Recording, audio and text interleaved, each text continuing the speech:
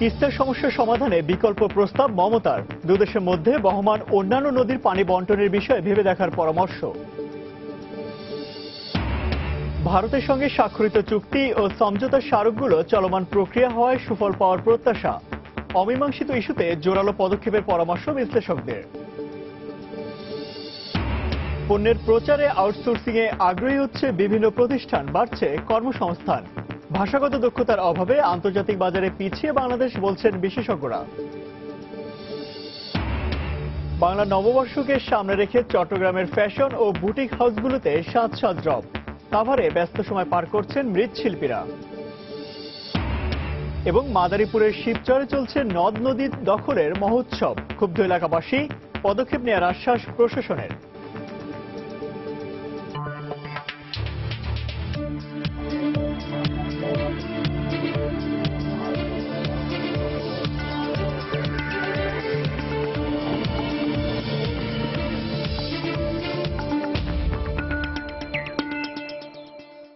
দেখছিলেন শিরোনাম। আমন্ত্রণ জানাচ্ছি দেশ ও দেশের বাইরে অর্থ বাণিজ্যের নানা খবর নিয়ে আমাদের নিয়মিত আয়োজনে সবার বাণিজ্যে।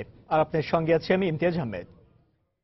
প্রধানমন্ত্রীর চলমান ভারত সফরে স্বাক্ষরিত হয়েছে 36টি চুক্তি ও সমঝোতা স্মারক।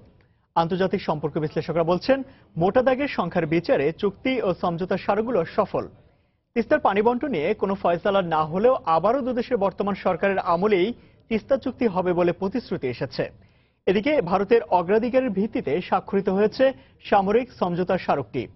দুদেশের আন্তরিকতা ও সততা থাকলে সম্পর্ক এগিয়ে যাবে বলেও মনে করেন তারা। 2009 সালে আওয়ামী লীগ সরকার ক্ষমতায় আসার পরে বাংলাদেশের সঙ্গে ভারতের দ্বিপাক্ষিক সম্পর্ক দৃঢ় হয়েছে। ভারতের সাবেক প্রধানমন্ত্রী মনমোহন সিং এবং বর্তমান প্রধানমন্ত্রী নরেন্দ্র মোদীও বাংলাদেশ সফরে এসেছেন।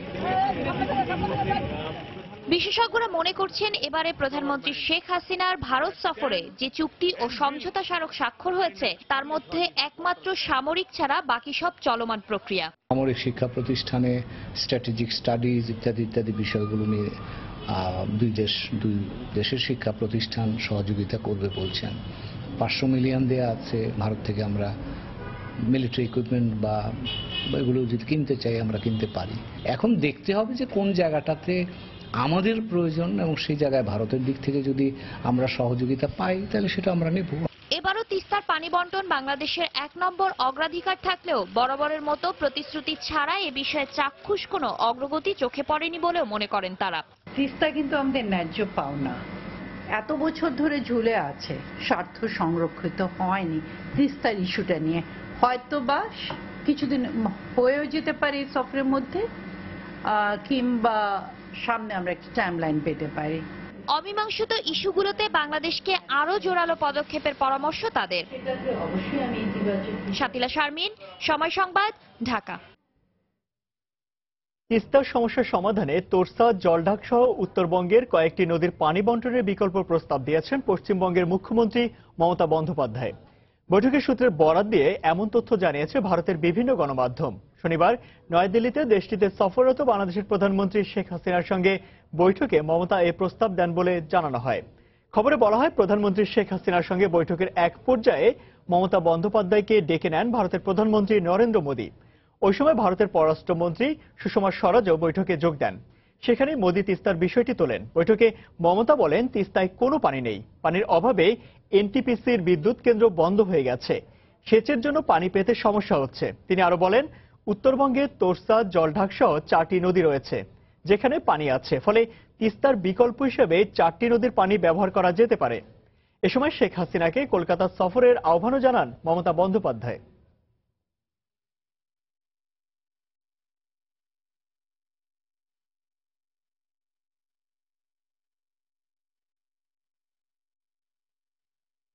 চার দিনের রাষ্ট্রীয় সফরে ভারত অবস্থান করছেন প্রধানমন্ত্রী শেখ হাসিনা। এর মধ্যে নরেন্দ্র মোদীর সঙ্গে দ্বিপাক্ষিক বৈঠক শেষ করেছেন তিনি। আজ তার আজমির শরীফের মাজার জিয়ারত করার কথা রয়েছে। এই মুহূর্তে ভারতের নয়াদিল্লি আছেন রিপোর্টার দেবাশিস রায়। প্রধানমন্ত্রীর সফরের সবশেষ তথ্য জানবো আমরা তার কাছ থেকে। দেবাশিস।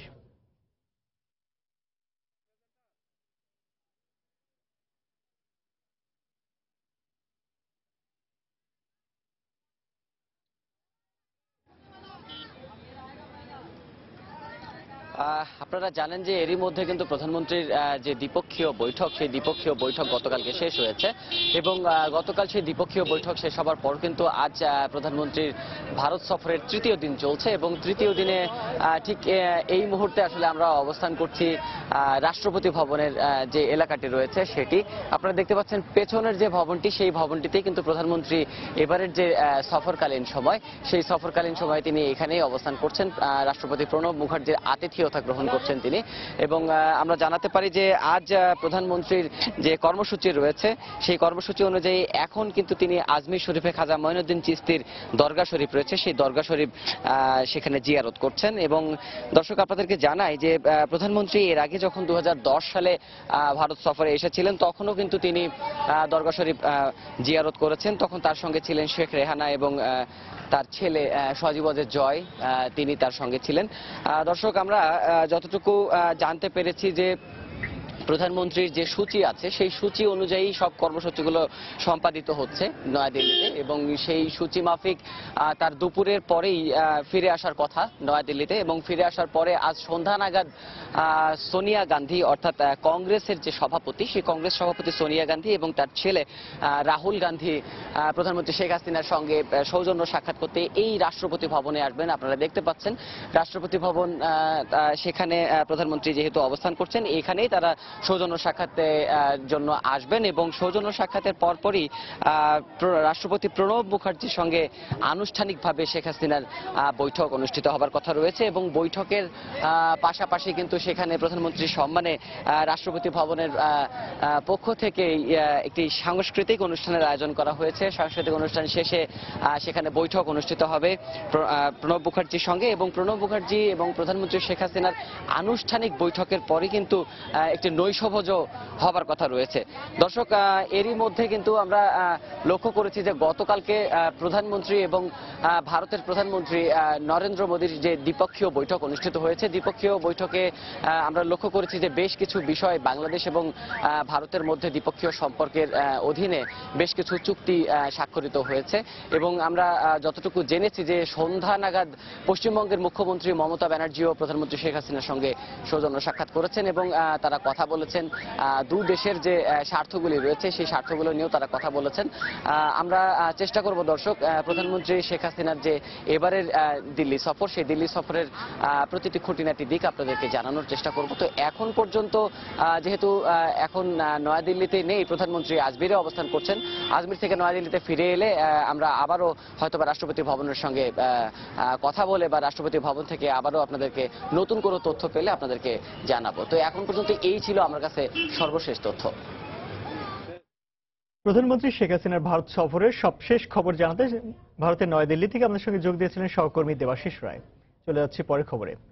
শুধু টেলিকম নয়, বর্তমানে ব্যাংক, বীমা, বহুজাতিক কোম্পানি সহ বিভিন্ন প্রতিষ্ঠান খরচ কমাতে পণ্যের প্রচার ও সেবা প্রদানে বিজনেস প্রসেস আউটসোর্সিং এ আগ্রহী হচ্ছে। সারা দেশে ক্রমশ এই সেবার পরিসর বাড়ায় এ খাতে বাড়ছে কর্মসংস্থান। বিশ্বকর্মার মতে ভাষাগত দক্ষতা ও প্রচারণার অভাবে আন্তর্জাতিক বাজারে আউটসোর্সিং এ বাংলাদেশ অনেকটাই পিছিয়ে রয়েছে।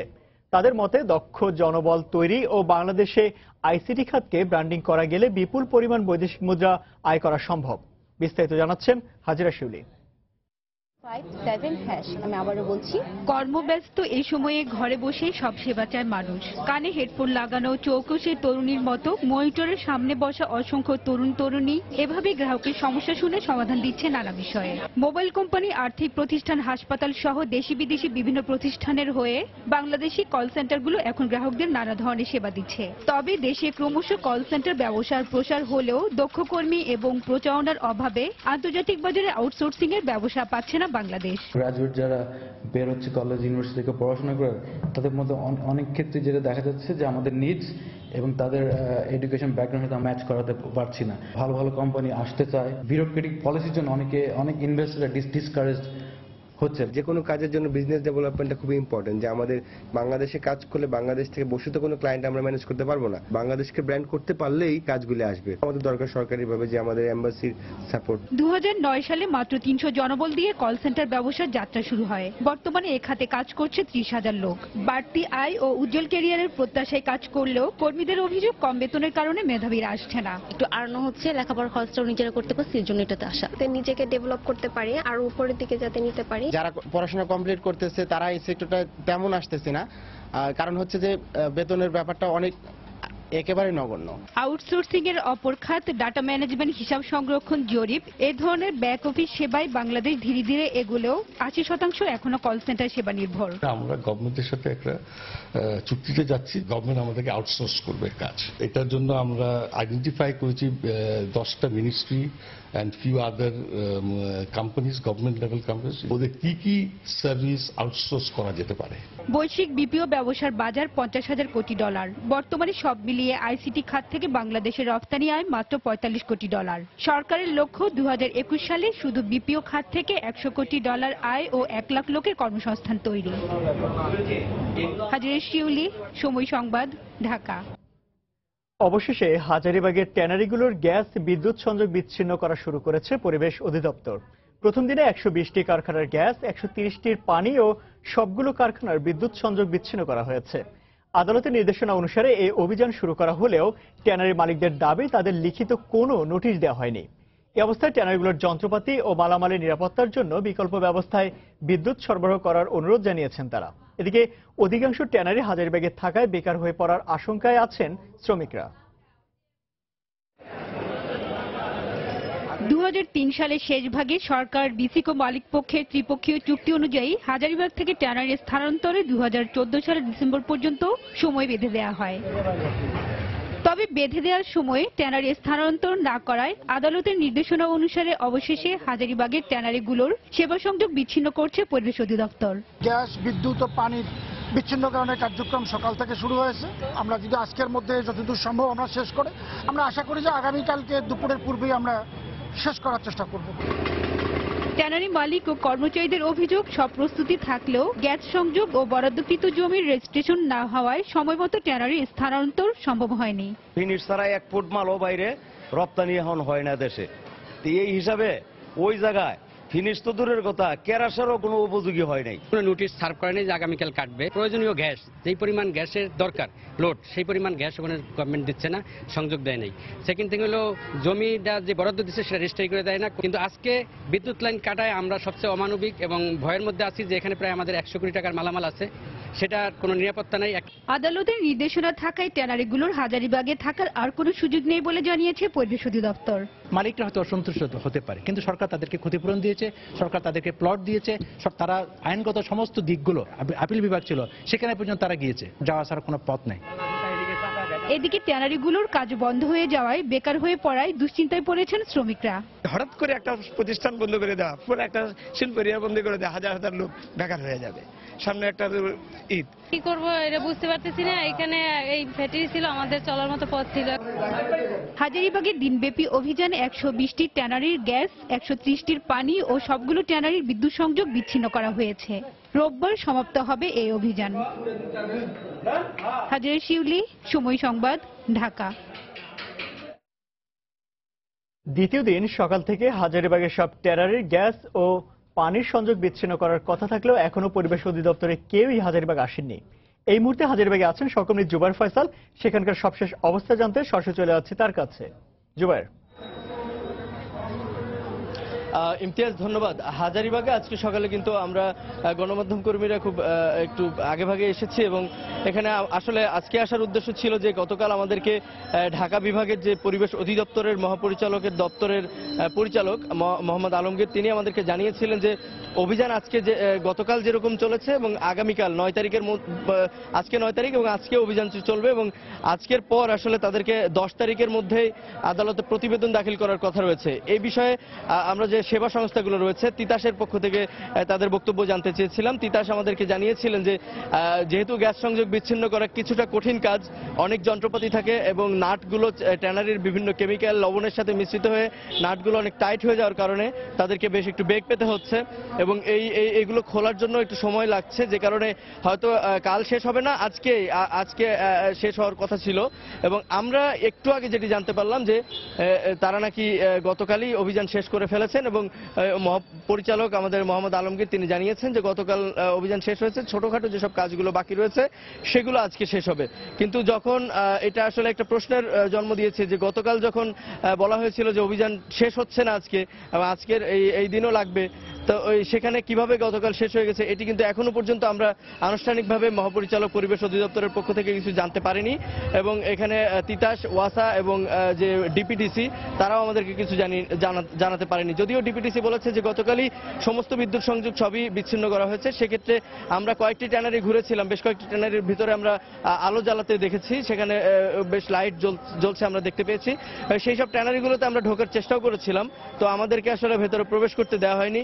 আসলে সব মিলিয়ে হাজারীবাগে এখন যে অবস্থা, একটি প্রস্তুতি তারা নিচ্ছেন যে আগামীকাল তাদের একটি জনসভা রয়েছে, সেটির প্রস্তুতি হিসেবে তারা বিভিন্ন ধরনের কর্মকাণ্ড করছেন এবং মালিক পক্ষের এখনো আমাদের সাথে কারোর সাথে এখনো পর্যন্ত সরাসরি যোগাযোগ হয় নাই, যে কারণে তাদের পরবর্তী পদক্ষেপ কি এবং তারা কোনো আন্দোলন কর্মসূচিতে যাবেন কিনা বা এখন আসলে সাভারে যাওয়ার জন্য তারা কতটুকু প্রস্তুতি নিচ্ছেন বা সাভারের যে শিল্পনগরী চালুর জন্য তারা কতটুকু উদ্যোগ নিচ্ছেন সেই বিষয়গুলো কিন্তু এখনো পর্যন্ত আমরা জানতে পারিনি। আজকে বিকেলে যখন বিএফএলএলএফিএতে একটা তাদের মিটিং আছে এবং সেখান থেকে তারা তাদের অবস্থান জানানোর জন্য বলেছেন যে তারা জানাবেন এবং সেক্ষেত্রে আমরা আসলে জানাতে পারবো যে কি অবস্থা পরবর্তীতে তারা নেবেন এবং সরকারের সাথে তাদের আলোচনা বা সাভারের চামড়া শিল্পনগরী চালুর ব্যাপারে তাদের পদক্ষেপগুলো আমরা জানতে পারবো। তো ইমতিয়াজ, আমার কাছে হাজারীবাগ থেকে এই ছিল এখন পর্যন্ত সবশেষ খবর। পরবর্তী সংবাদগুলোতে আরো আপডেট তথ্য দেওয়ার চেষ্টা করব। দর্শক, দ্বিতীয় দিনে সকাল থেকে হাজারীবাগের সব ট্যানারির গ্যাস ও পানি সংযোগ বিচ্ছিন্ন করার কথা থাকলেও এখনো পরিবেশ অধিদপ্তরের কেউই হাজারীবাগ আসেননি। সেখানকার সেই খবরাখবর জানাতে আমাদের সঙ্গে যোগ দিয়েছিলেন সহকর্মী জুবাইর ফয়সাল। চলে যাচ্ছি পরের খবরে। অবৈধভাবে বালু উত্তোলন, নদীর পাশ ঘেঁষে অবৈধ স্থাপনা গড়ে ওঠা সহ নানা কারণে দখল হয়ে যাচ্ছে মাদারীপুরের শিবচরের বিভিন্ন নদ নদী। এক শ্রেণীর প্রভাবশালীদের এই কর্মকাণ্ডেও মুখ খুলতেও ভয় পাচ্ছে স্থানীয়রা। তবে প্রশাসনের চোখের সামনে এভাবে দখল হয় ক্ষুব্ধ দ্বারা। স্থানীয় সংসদ সদস্য দায় চাপালেন প্রশাসনের উপর। তবে জেলা প্রশাসকের দাবি নদীগুলোকে দখলমুক্ত করতে অভিযান চলছে। সঞ্জয় কর্মকার অভিজিতের তথ্য ও সাদাত আগুনের ছবি নিয়ে ডেস্ক রিপোর্ট। মাদারীপুরের শিবচরের আড়িয়াল খাঁ নদ, কয়েকটি ড্রেজার বসিয়ে অবাধে এখান থেকে বালু উত্তোলন করা হচ্ছে। এতে হুমকির মুখে পড়ছে ঢাকা খুলনা মহাসড়কের আড়িয়াল খাঁ নদের উপর নির্মিত হাজী শরীয়তুল্লাহ সেতুটি। একই অবস্থা উপজেলার ময়নাকাটা নদীরও। এই নদীটির অনেক অংশ পলি পড়ে ভরাট হয়ে যাওয়ায় এর আশপাশে গড়ে উঠেছে একাধিক অবৈধ স্থাপনা। স্থানীয়রা জানান, একসময় এই নদী দিয়ে লঞ্চ ও স্টিমার চললেও কালের বিবর্তনে এখন তা বন্ধ হয়ে গেছে। পাশাপাশি নদীতে হাসপাতালের বিষাক্ত বর্জ্য ও অব্যাহত দখলে মারাত্মক হুমকির মুখে এলাকার পরিবেশ ও জীববৈচিত্র্য। ঢাকা থেকে আমাদের শিবচরের যত মালামাল আছে সমস্ত মালামাল এই নদীতে আসতো। মাদারীপুর হয়ে গোপালপুর পর্যন্ত লঞ্চ যাইতো, ওই লঞ্চে মানুষরা আসা যাওয়া করতো। আস্তে আস্তে নদীটা চেপে গেছে। পুরা বাজার পয়সা করে এই ময়লাটি এখানে ফেলায় দেয়। এমনকি হাসপাতালে যত সুই মুই যত কিছু আছে সিরিঞ্জ মিরিঞ্জ সব এখানে ফেলায়। নদ নদী দখলের কথা স্বীকার করলেন মাদারীপুর 1 আসনের সংসদ সদস্য। তার দাবি, চোখের সামনে নদ নদী দখল হলেও প্রশাসন কোনো ব্যবস্থা নিচ্ছে না। ভূমি দখলমুক্ত করা এটা প্রশাসনিক কাজ। আমাদের চোখের সামনেও জমি দখল হয়ে যাচ্ছে এবং আমরাও দেখতেছি প্রশাসন নীরব। উচ্ছেদ অভিযান চলছে দাবি করে জেলা প্রশাসনের শীর্ষ কর্মকর্তা জানান, জনবল সংকটের কারণে মাঝে মাঝে উচ্ছেদ অভিযান চালাতে বেগ পেতে হয়। আমরা উচ্ছেদ কার্যক্রম কন্টিনিউয়াস চালাইছি। আর এই জায়গায় যে সমস্ত মোবাইল কোর্ট বা অন্যান্য কার্যক্রম চালাইতে আমাদের একটু সমস্যা পড়তে হয়। অফিসার এত সংকট, মানে কাজ করতে অনেক ক্ষেত্রে আমাদের খুব বেগ পেতে হয়। মাদারীপুরের 4টি উপজেলায় 4টি নদী ও 2টি নদ রয়েছে, যার অধিকাংশ পলি পড়ে নাব্য হারাতে বসেছে। সময় সংবাদ, মাদারীপুর। 16 এপ্রিল দাবি মেনে নেওয়ার আশ্বাসে বিকেএমএ ঘেরাও অবরোধ স্থগিত করেছে এসজিএম গার্মেন্টস শ্রমিকরা। এরপরও দাবি মানা না হলে কঠোর আন্দোলনের হুঁশিয়ারি দেন শ্রমিক নেতারা।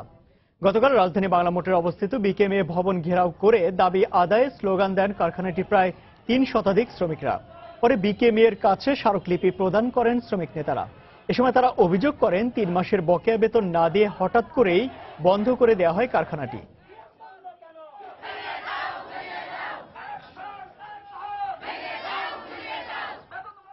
আমাদের দাবি হচ্ছে যে এই যে কারখানা যে বন্ধ করছে সেই আইনানুগ যে শ্রমিকদের যে ক্ষতিপূরণ এবং তাদের যে বকেয়া বেতন ভাতা আছে সেটা পরিশোধ করতে হবে। আগামী 16/4/2017 তারিখে মালিক, শ্রমিক এবং বিকেএমইএ একসাথে আলোচনায় বসে উক্ত প্রতিবেদনের ভিত্তিতে বিষয়টির সমাধান করবে বলে সিদ্ধান্ত গ্রহণ করা হয়। এই সিদ্ধান্তের প্রেক্ষিতে শ্রমিকরা তাদের আজকের অবস্থান ধর্মঘট প্রত্যাহার করে নেয়। বাংলার নববর্ষকে সামনে রেখে চট্টগ্রামের ফ্যাশন ও বুটিক হাউসগুলোতে এখন সাজ সাজ রব। উৎসবের রঙে রাঙাতে নির্ঘুম রাত কাটাচ্ছেন এই শিল্পের কারিগররা। লাল সাদা পোশাকের পাশাপাশি গরম হয় সুতির কাপড়ের উপর গুরুত্ব দিচ্ছেন ডিজাইনাররা। শাখাউত টিপুর ক্যামেরায় বিস্তারিত জানাচ্ছেন শফিকুল আলম। বাঙালির প্রাণের উৎসব পহেলা বৈশাখকে সামনে রেখে নাওয়া খাওয়া ভুলে ব্যস্ত সময় পার করছেন বুটিক শিল্পের কারিগররা। কটন, কারচুপি ও কোটাসহ নানা স্ক্রিন প্রিন্টের মাধ্যমে সযত্নে বৈশাখের চাহিদা অনুযায়ী তৈরি করা হচ্ছে সুতি ও হাফ সিল্কের শাড়ি। যেহেতু আমরা নতুন নতুন ডিজাইন কালেকশন করছি, এটার জন্য তো আমাদেরকে শ্রম দিতেই হবে। এবারে বৈশাখের জন্য নিত্য নতুন ডিজাইন আয়োজন করেছি এবং করতেছি। লাল সাদার পাশাপাশি রঙিন পোশাকে বাঙালিকে রাঙাতে কেউ করছেন সেলাই, কেউ কাটিং, আবার কেউ বা ব্যস্ত কাপড়ে পুঁতি লাগানোর কাজে। শেষ মুহূর্তে যেন দম ফেলার সুযোগ নেই বুটিক শিল্পের কারিগরদের। কারণ মধ্যে সিস্টেম আছে, ডিজাইন হলে ডিজাইনের কাটিং করে, আর ডিজাইন না হলে 3 পিস নর্মাল কাটিং হলে নর্মাল কাটিং হয়। আমরা সময় দিই সকাল 9টা থেকে রাত 8টা পর্যন্ত। এখন ম্যাক্সিমাম আমরা রাত 10টা, রাত অনেক সময় নাইটে কাজ করে রাত 3টে পর্যন্ত। কারিগরদের তৈরি কাপড়ে চট্টগ্রামের ফ্যাশন হাউসগুলো যেন আরো বর্ণিল হয়ে উঠেছে। অলংকরণ হিসেবে কাপড়ে ব্যবহার করা হয়েছে কবিতা ও নানা লোকজ মোটিভ। রাখা হয়েছে বিচিত্র সব নকশা ও ডিজাইনের পাঞ্জাবি আর 3 পিসও। স্থান পেয়েছে বাঁশ, সুতা আর পাতার তৈরি নানা বিচিত্র সব গয়না। বৈশাখ মানে হচ্ছে অনেক রঙিন, অনেক কালারফুল একটা ব্যাপার এখানে আসে। একসময় সাদা লাল থাকলেও কিন্তু এখন সেটা অনেক পরিবর্তন এসছে। এখন হচ্ছে বর্ণাঢ্য রঙের মেলা, অনেক ধরনের রং নিয়ে আসি। তবে সেটা অবশ্যই হয় দেশি কাপড়টাকে আমরা বেশি প্রাধান্য দিই। চট্টগ্রাম নগরীতে ছোট বড় 30টিরও বেশি বুটিক হাউস রয়েছে, আর শোরুম রয়েছে 300রও বেশি। শফিকুল আলম, সময় সংবাদ, চট্টগ্রাম। এদিকে বাংলার নববর্ষকে সামনে রেখে ব্যস্ত সময় পার করছেন সাভারের মৃৎশিল্পীরা। তবে মৌসুম ছাড়া বাকি সময়টা খুব একটা কাজ না থাকায় অভাব অনটনে কাটান তারা। তাই এই পেশাকে বাঁচিয়ে রাখতে সরকারি পৃষ্ঠপোষকতার দাবি জানিয়েছেন মৃৎশিল্পীরা। সাভার প্রতিনিধি মোজাফফর হোসেন জয়ের তথ্য ছবি নিয়ে ডেস্ক রিপোর্ট। সামনেই বাঙালির প্রাণের উৎসব পহেলা বৈশাখ। তাই সাভারের নলাম, হাজিপাড়া, কাকরাইন ও শিমুলিয়া এলাকার মৃৎশিল্পীরা দক্ষ হাতে সুনিপুণ নৈপুণ্যে তৈরি করছেন মাটির তৈরি হাড়ি, কলস, ঢাকনা ও ঘর সাজানোর উপকরণ সহ নানা ধরনের তৈজসপত্র। বিভিন্ন স্থানে আয়োজন করা হয় ভিন্নধর্মী বৈশাখী মেলা। এ মেলায় বর্ণিল মৃৎশিল্পের কদর থাকায় দিনরাত ব্যস্ত সময় পার করছেন এখানকার কুমাররা। বৈশাখের জায়গা আমাকে কামে দিই আহতা হনে জায়গা ভাত খেবার সময় পাওয়া যায় না। ফুলের টপ, মাটির ব্যাং, দইয়ের পাতিল, এই সমস্ত। এইটা তো সত্যি মাসে দেন না, রোদের কি কাজ করে আমরা সুখ পাইবেন। নতুন বছরের এই সময়টায় মৃৎশিল্পীদের তৈরি বিভিন্ন সামগ্রী বিক্রি হয় বেশি। এই আয়ের উপরই তাদের বছরের বাকি দিনগুলো চলায় সরকারি পৃষ্ঠপোষকতার দাবি জানিয়েছেন সংশ্লিষ্টরা। পয়লা বৈশাখের পরে আমাদের কাজ চলে না, এই কাজ করি না। তো মাটি কাজ করে লাভ না, মানে পরিমাণ পেশা সরকারের কোনো অনুদান পাই, অনুদান পাই যে আমার কাজটা করতে আরো আমাদের পক্ষে অনেক সুবিধা। সাভারের 10টি গ্রামের প্রায় 10,000 পরিবার মৃৎশিল্পের সাথে জড়িত। সময় সংবাদ, সাভার। এক সপ্তাহের ব্যবধানে রাজধানীতে আবারও বেড়েছে প্রায় সব ধরনের চালের দাম। তবে নিত্যপণ্যের বাজারে বেশ খানিকটা কমেছে চিনি ও সয়াবিনের দাম। আর রমজান উপলক্ষে মজুদ শুরু হয় রসুন ও পেঁয়াজের দাম বাড়তে শুরু করেছে বলে জানান পাইকাররা। রাজধানী মোহাম্মদপুর পাইকারি কৃষি মার্কেট ঘুরে বিস্তারিত জানাচ্ছেন কামরুল হাসান সবুজ। রাজধানীতে কয়েক মাস ধরেই কখনো স্থিতিশীল আবার কখনো ঊর্ধ্বমুখী চালের বাজার। দাম কমার খবর মেলেনি পাইকারদের কাছে। চলতি সপ্তাহের শুরুতেও বাজার ঘুরে দেখা যায় নাজিরশাইল, মিনিকেট, পারিজা, গুটিস্বর্ণা সহ বেশিরভাগ চালের দামই ঊর্ধ্বমুখী। এক সপ্তাহের মধ্যে আপনার যে প্রতিটা চালই 1 থেকে 1.5 টাকা বৃদ্ধি পেয়েছে। শুধুমাত্র ব্যতিক্রম হচ্ছে পোলার চাল। মিলবাজ এটা বলতেছে যে ধানের সংকট, ধানের দাম বৃদ্ধি। মিলের দাম বিশ্বাসযোগ্য, কি জন্য সিজন শেষ। এদিকে রসুন পেঁয়াজের আড়তে পণ্যের সরবরাহ রয়েছে পর্যাপ্ত, কেনাবেচাও ভালো। তবে সপ্তাহের ব্যবধানে দেশি পেঁয়াজের দাম কেজিতে 2 টাকা বেড়ে বিক্রি হচ্ছে 20 থেকে 22 টাকায়, আর রসুনের দাম বেড়েছে 15 টাকা পর্যন্ত। ইন্ডিয়ান যে পেঁয়াজ আমরা 15-16 বেচি, এখন এই 15-16। আর ওই যে দেশি পেঁয়াজ বাড়ার কারণ এখন স্টক করব, রমজান মাস আবার বেচবো, তখন একটু বাড়তি দামে বেচার চেষ্টা করবো। আদা গেছে সপ্তাহে আমরা বেচি 60 টাকা, এই সপ্তাহে বেচতেছি 55-52 টাকা। মালে আমদানি আছে, এখন তো সিজন। পাইকারি হিসেবে চিনির দাম চলতি সপ্তাহের শুরুতে কমেছে কেজিতে 2.5 টাকা পর্যন্ত। খোলা সয়াবিনের পাশাপাশি 2-1টি ব্র্যান্ডের বোতলজাত সয়াবিনের দামও কমেছে লিটারে 3 টাকা। তেমন কোনো ওঠানামা নেই ডাল, ছোলা, হলুদ মরিচ, আটার দামে। চিনিটা বর্তমান আজকে বিক্রি হইতেছে 2920 টাকা, মানে ধরেন না পার কেজি 58 টাকা 50 পয়সা। আর গত বাজার ছিল, মানে গত সপ্তাহে ছিল 3050-61 টাকা। আর মুসুর ডাল স্থিতিশীল আছে। সপ্তাহের মধ্যে বোতল জাতের অবস্থা হলো পাইকারি পর্যায়ে মনে করেন 10 টাকা না 15 টাকা কমছে। হ্যাঁ, 5 লিটার। স্থিতিশীল মশলার বাজারে এক সপ্তাহের ব্যবধানে কেজিতে 50 টাকা বেড়েছে এলাচের দাম, বিক্রি হচ্ছে 1650 টাকায়। কামরুল হাসান সবুজ, সময় সংবাদ, ঢাকা। জমে উঠেছে সিটি আইটি মেলা 2017। বিক্রেতারা জানান ল্যাপটপের মধ্যে 7 জেনারেশনের দিকে ক্রেতাদের ঝোঁক বেশি। বৈশাখের আগে মূল্যছাড়ের সুযোগ পেয়ে নানা ব্র্যান্ডের ক্যামেরাও কিনছেন দর্শনার্থীরা। রাজধানীর আইডিবি ভবনে আয়োজিত এই মেলা শেষ হবে আগামী বৃহস্পতিবার। সময়ের সাথে পাল্লা দিয়েই আমাদের দৈনন্দিন কাজগুলো করতে হয়, তাতে সহযোগিতা করতে প্রযুক্তি পণ্যের জুরি নেই। আর বদলে যাওয়া প্রযুক্তি পণ্যের বাজারে সবসময় সুবিধা মতো ল্যাপটপের খোঁজে থাকেন ক্রেতারা। বর্তমানে ডেডিকেটেড গ্রাফিক্স কার্ড সহ প্রবুক ও প্যাভিলিয়ন সিরিজের ল্যাপটপের চাহিদা বেশি বলে জানালেন আইডিবি ভবনের বিক্রয় প্রতিনিধিরা। তবে প্রযুক্তি পণ্যের বিক্রয়তার সেবা নিয়ে কিছুটা অসন্তোষ রয়েছে দর্শনার্থীদের। ক্লায়েন্টরা বেশি চাচ্ছে হলো লেটেস্ট প্রোডাক্ট, লাইক 7 জেনারেশন, একটু গ্রাফিক্স কার্ড সহ। কোনো কোনো প্রোডাক্টে 2500, কোনো কোনো প্রোডাক্টে 5000 পর্যন্ত ছাড় দিচ্ছি। ওয়ারেন্টিটা 1 বছর দেওয়ার কারণে 1 ইয়ার্স আফটার 1 ইয়ার্স আমরা অনেক সময় স্ট্রাগল করে থাকি, যে কম্পিউটার পার্টস নিয়ে বিভিন্ন প্রবলেম আসলে ফেস করে থাকি। মূল্য ছাড়ের সুযোগে বৈশাখী উৎসবের রং ধরে রাখতে অনেকেই কিনছেন ডিএসএলআর ক্যামেরা। নানা ব্র্যান্ডের মাঝারি মানের ক্যামেরার চাহিদাই বেশি বলে জানান বিক্রেতারা। পয়লা বৈশাখ বন্ধুরা মিলে সবাই একসঙ্গে একটা আনন্দ করবো, খুশি করবো, ছবি তুলবো। 5000 টাকা ছাড় দেবো, 24,000 টাকা দেখুন। ক্যামেরার যে মজাটা ওটা মোবাইলে পাওয়া যাবে না। এটা হচ্ছে Canon 700D, 70D, 80D movie making camera 80D, সেটা বেশি যাচ্ছে 40 থেকে 50-এর মধ্যে। এই ধরনের কাস্টমার বেশি। আর প্রযুক্তি পণ্যের সর্বোচ্চ ব্যবহার নিশ্চিতে pen drive, router, portable hard disk সহ নানা ধরনের আনুষঙ্গিক পণ্য কিনলেও ক্রেতারা পাচ্ছেন নানা ধরনের গিফট অফার। 5000 টাকার যদি প্রোডাক্ট কিনে তাহলে সে আপনার একটা লাকি কুপনের আওতায় পড়বে। রাউটার কিনলাম 400 টাকা ছাড় এসেছে, 2600 টাকা নিচ্ছে। ডাটা কিনে ইউজ করা পসিবল না, দ্যাটস ওয়াই আমরা রাউটারটাকে প্রিফার করি, যাতে আমরা খুব সহজে আমাদের মোবাইলে কানেক্ট করে কন্টিনিউয়াসলি আমরা এই ইন্টারনেটটা ব্রাউজ করতে পারি। 20 টাকা প্রবেশ মূল্যের এই মেলা খোলা থাকবে প্রতিদিন সকাল 10টা থেকে রাত 8টা পর্যন্ত। কামরুল হাসান সবুজ, সময় সংবাদ, ঢাকা। যৌন ব্যাংক ফাউন্ডেশন রংপুরের দরিদ্র জনসাধারণকে বিনামূল্যে চিকিৎসা সেবা দিয়েছে।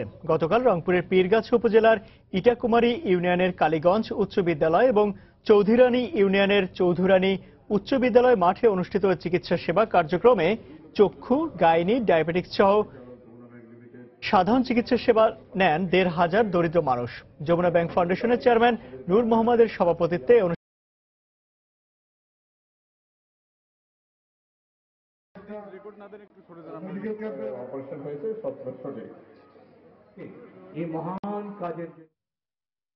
অটিস্টিক শিশুদের বিশেষ বিদ্যালয় স্কুল ফর গিফটেড চিলড্রেন্স এর 13তম বার্ষিকী উপলক্ষে মনোজ্ঞ সাংস্কৃতিক অনুষ্ঠানের আয়োজন করা হয়েছে।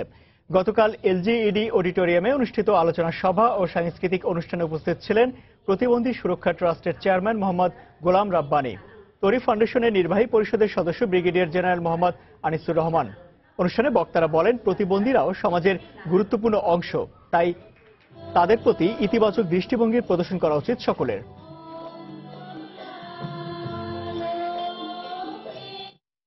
আগামী 3 মে থেকে চট্টগ্রাম ও ঢাকা থেকে ব্যাংকক এবং 13 এপ্রিল থেকে চট্টগ্রাম কলকাতা রুটে ফ্লাইট পরিচালনা করতে যাচ্ছে ইউএস বাংলা এয়ারলাইন্স। এ উপলক্ষে গতকাল রাজধানীর এক অভিজাত হোটেলে সংবাদ সম্মেলনের আয়োজন করা হয়। অনুষ্ঠানে প্রতিষ্ঠানটির ঊর্ধ্বতন কর্মকর্তারা জানান, প্রতি সপ্তাহের শনি, সোম, বুধ ও শুক্রবার সপ্তাহের এই 4 দিন ওই রুটগুলোতে ফ্লাইট পরিচালনা করা হবে। এছাড়া খুব শীঘ্রই দোহা, গুয়াংজু সহ অন্যান্য আন্তর্জাতিক গন্তব্যে ফ্লাইট পরিচালনার পরিকল্পনার কথা জানানো হয়।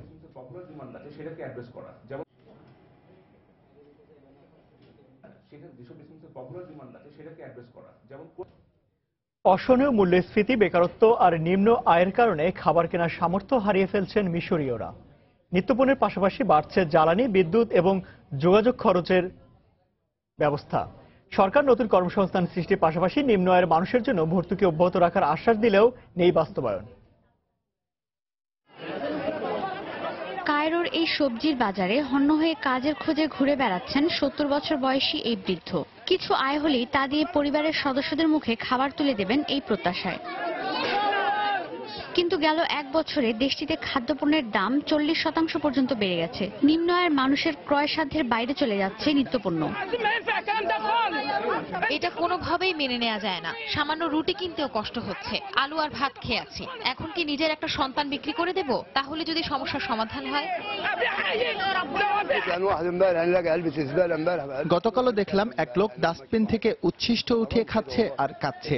আলুর দামও প্রতি কেজি 6 থেকে 7 পাউন্ড হয়ে গেছে, যেখানে গত বছরও তা ছিল 1.5 পাউন্ড। যখনই আলুর দাম কেজি প্রতি 5 পাউন্ড বলে ক্রেতারা দৌড়ে পালায়। সরকার নিম্ন আয়ের মানুষের জন্য ভর্তুকি অব্যাহত রাখলেও জ্বালানি ও বিদ্যুতের বাড়তি দাম পরিশোধেও হিমশিম খেতে হচ্ছে তাদের। মূল্যস্ফীতি নিয়ন্ত্রণে কোনো উদ্যোগ নেই সরকারের। দেশে দিন দিনই মানুষ বাড়ছে, কিন্তু কৃষি জমি তো বাড়ছে না। ফলে দেশে খাদ্যের উৎপাদন দিন দিনই কমছে। অথচ কৃষি জমি বাড়াতে কিংবা কৃষি খাতকে সমৃদ্ধ করতে সরকারের কোনো মাথা ব্যথা নেই। আন্তর্জাতিক মুদ্রা তহবিল থেকে 3 বছরের জন্য $1200 কোটি ঋণ পেলেও সরকারের পক্ষ থেকে দরিদ্রদের দেয়া হচ্ছে না কোনো সহায়তা। ঈশিতা ব্রহ্ম, সময় সংবাদ।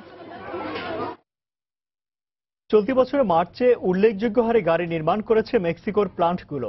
মেক্সিকোর অটোমোটিভ ইন্ডাস্ট্রির তথ্য অনুযায়ী গেল মাসে 3,63,700 গাড়ি নির্মাণ হয়েছে মেক্সিকোতে, যেখানে রপ্তানি হয়েছে প্রায় 3 লাখ গাড়ি। এর মধ্যে নাফটা চুক্তির আওতায় মেক্সিকোয় তৈরি গাড়ির বেশিরভাগই রপ্তানি হয় যুক্তরাষ্ট্রে।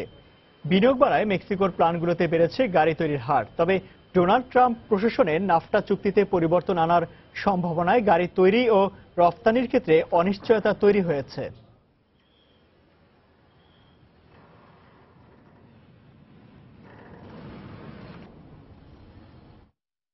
চলতি বছরের ফেব্রুয়ারিতে ইউরোজোনের বেকারত্বের হার কমে দাঁড়িয়েছে 9.5%। এ হার গেল জানুয়ারির চেয়ে কম হওয়ার পাশাপাশি গেল 8 বছরের মধ্যে সর্বনিম্ন। এর মধ্যে চেক রিপাবলিকের বেকারত্বের হার 3.4, জার্মানির 3.9 এবং স্পেনের 18%। তবে বেকারত্ব 23% নিয়ে সর্বোচ্চ অবস্থানে রয়েছে গ্রিস। এদিকে এই অঞ্চলের দ্বিতীয় বৃহত্তম অর্থনীতির দেশ ফ্রান্সের বেকারত্বের হার বর্তমানে 10%। পাশাপাশি ধীর গতিতে বাড়ছে এ অঞ্চলের উৎপাদন খাতের কার্যক্রম। তবে মূল্যস্ফীতি 2% ঘরে নিতে এখনো বেগ পেতে হচ্ছে এই অঞ্চলকে।